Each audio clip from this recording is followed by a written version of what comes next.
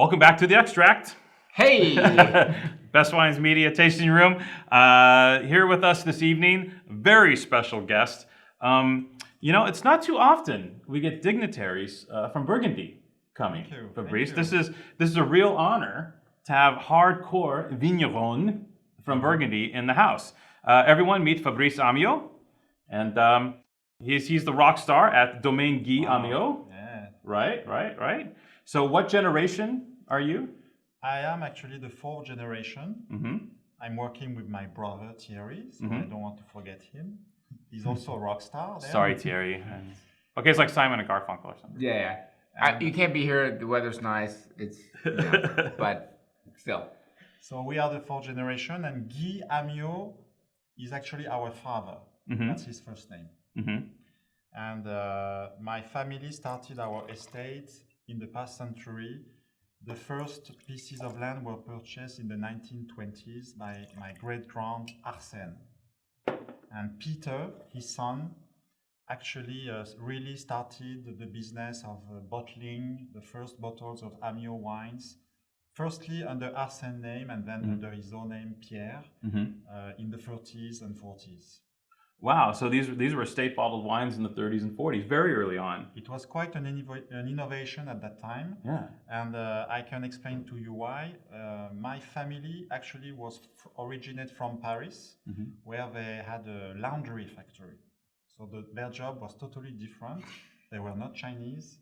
They were I noticed your shirt was extremely clean. I wasn't going to say anything. But, You're right, it was a special laundry factory only for fine clothes. Right. So this is important for what's happening next, because when a few years later we were starting to actually bottle, we had the customers in Paris ready to buy those new products. Shirts, Chassagne. I get it. Yeah. That's awesome. I wish I got Chassagne-Montrachet with my shirts when they came back from the cleaners.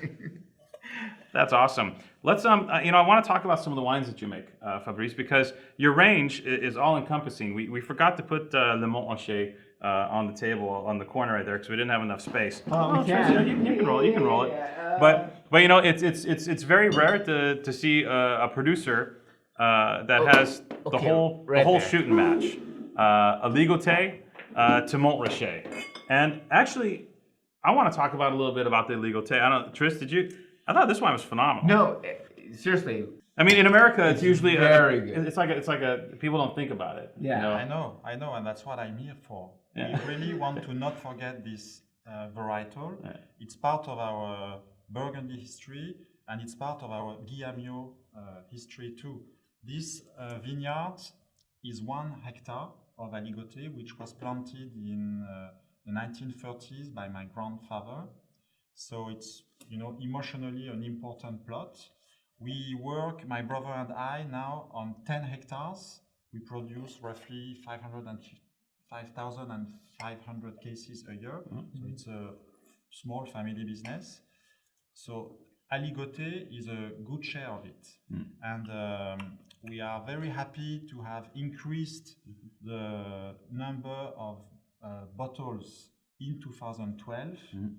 The reason of it is that due to exceptionally low yields of that vintage, we had empty barrels in the cellar that we needed to use to keep moist. So we actually decided to make more Aligoté wine, because in the past we would use our Aligoté mostly bulk to make Crémant de Bourgogne. Yeah. So starting in 2012, we decided to bottle more Aligoté.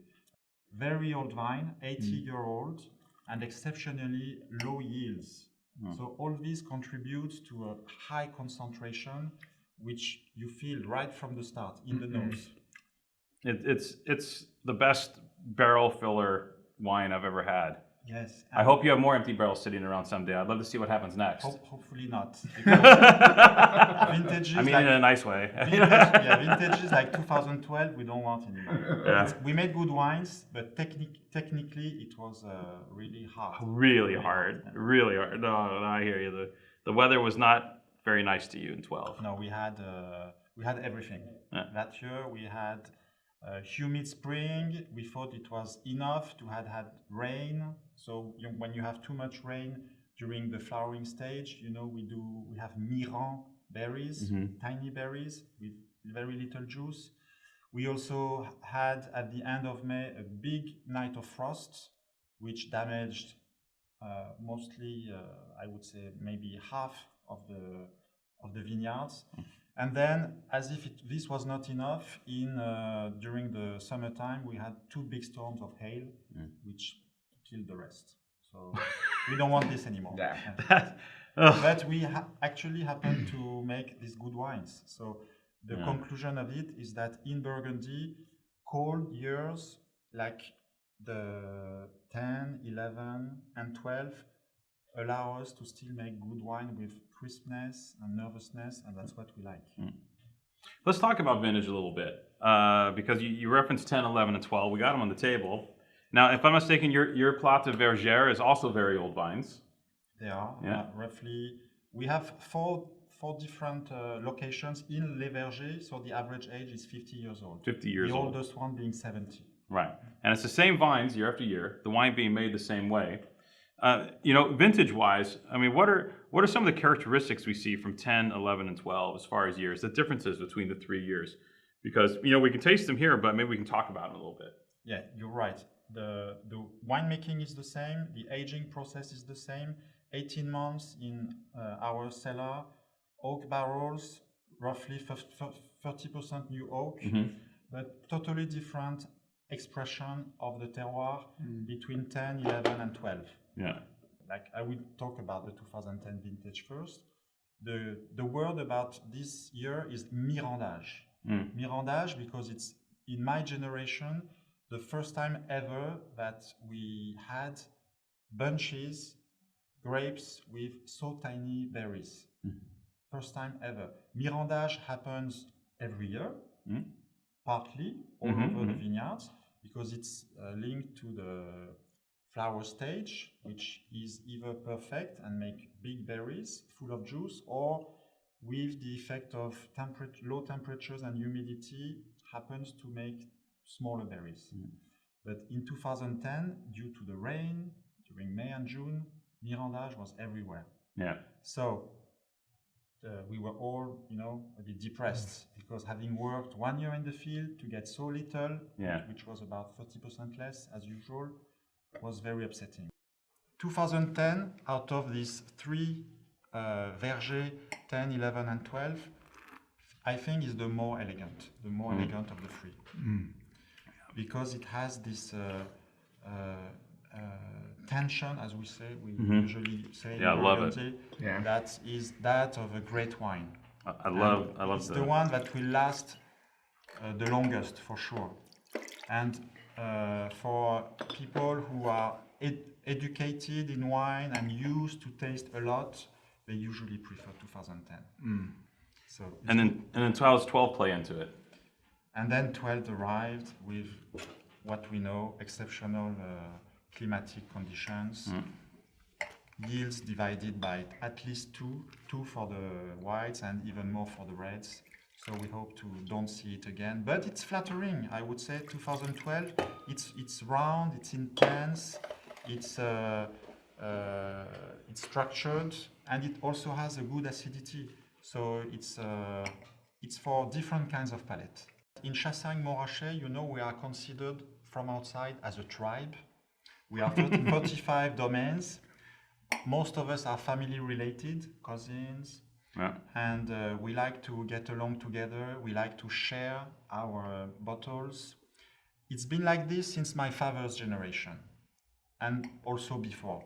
But it's true again today.